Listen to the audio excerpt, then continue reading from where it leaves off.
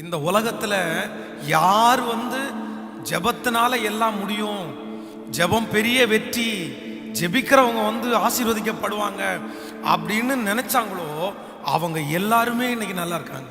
அவங்க எல்லாருமே வெற்றியா இருக்கிறாங்க. நீங்கள் மோகன் சிலாசரஸ் ஐயாவை பாருங்க.